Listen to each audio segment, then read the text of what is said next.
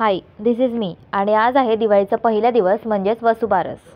तर मस्त अभ्यंग स्नान करून मी गॅलरीत टॉवेल वाळायला टाकायला आले आणि तिथेच मी बघितलं की आजोबा तिच्या नातीला ओरडत आहेत आणि गपचूप घरात यायला सांगत आहेत. ती ऐकत नव्हती म्हणून तिला सॉरी बोलून घरात यायला लावलं. आणि इकडे आमचा स्वराज किती पण ओरडलं तरी त्याला बाहेरच जायचं असतं. एकीकडे आईने चिवड्याचं सामान काढून घेतलं आहे तर दुसरीकडे मामी शंकरपाळ्याचं पीठ मळती आहे. शंकरपाळ्याच्या पीठमध्ये थोडंसं मीठ आणि भरपूर सारं असं तूप टाकून त्याला मळून घेतलं. सगळीकडे व्यवस्थित तूप लागलं पाहिजे म्हणून मामी व्यवस्थित त्या पिठाला मिक्स करत होती. शंकरपाळे एकदम मऊ आणि खुसखुशीत व्हावं म्हणून त्याच्यात 1 पेला दूधसुद्धा टाकलं. आता व्यवस्थित पिठाला मळून घेतलं आणि त्याचा गोळा तयार करून त्याला थोडा वेळ झाकून ठेवलं. आता करंजीचं सारण बनवायचं म्हणून रव्याला व्यवस्थित ब्राऊन होऊसपर्यंत भाजून घेतलं. रवा तर भाजून घेतला. आता सारणसाठी लागणारं खोबरं मम्मी आणि मावशी किसत होते. सई पण इथे बसून बघतीये आम्ही काय करतोय. आता सार्थक पण आलाय आणि तेवढ्यातच मावशी सांगत होती की लक्ष्मीपूजनसाठी काय काय महत्त्वाचं असतं. जायफळ, लवंग, दालचिनी, गोमती चक्र, धने, विलायची, बताशे, अक्षदा, धने. धनतेरसच्या दिवशी 13 पिठाचे दिवे करायचे. कमळगठ्ठे, केळी, शंख, शेवंती आणायची. स्वस्तिक काढायचं.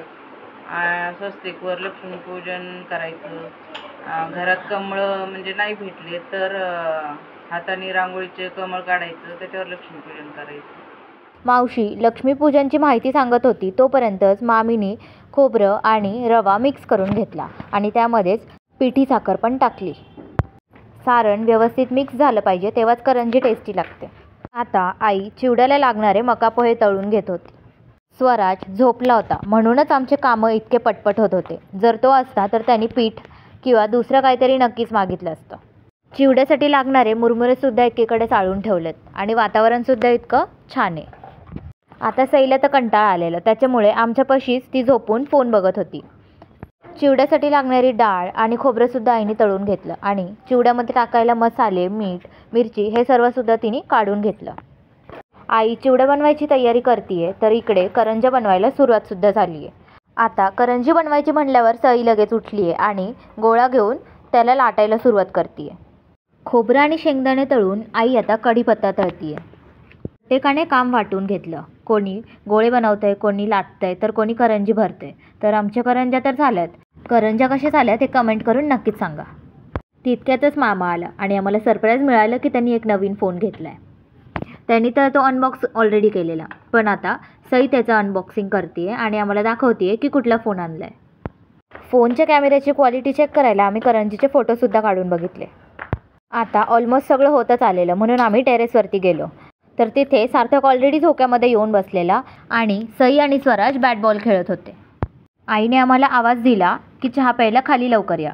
तर इथे आम्ही येऊन बघतोय की स्वराजला घाई लागली आहे की त्याला कधी चहा प्यायला भेटतोय.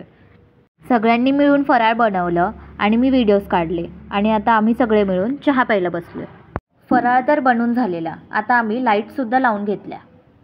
दिवाळीमध्ये जिथे बघा तिथे फक्त लाईट्सच असतात. लोटससोबत आम्ही गाय आणि वासरूचं सुद्धा पॅच बनवलेलं तर त्याचाच उपयोग करून आम्ही अशी सुंदर अशी रांगोळी तयार केली आहे. आता फराळमधले फक्त 2 आयटम राहिलेत ते म्हणजे लाडू आणि शेव. मला आणि सईला रांगोळी बनवतोपर्यंत यांनी शेवची सुद्धा तयारी केली. तेलच्या डब्यामध्ये होल करायचं म्हणून मी चाकू गरम करत होते आणि तेव्हाच आमचं चाकू फटाक्याचं इन्व्हेन्शन झालं. दोन्ही सरफेस मेटलचे असल्यामुळे एकमेकांना घासल्यामुळे स्पार्कल सारखं दिसत होतं आणि त्याच स्पार्कलला आम्ही चाकू फटाका असं नाव दिलं. इथे तेल गरम झालंय आणि मामी सोऱ्यामध्ये शेवचं पीठ भरून शेवसुद्धा तयार झाली.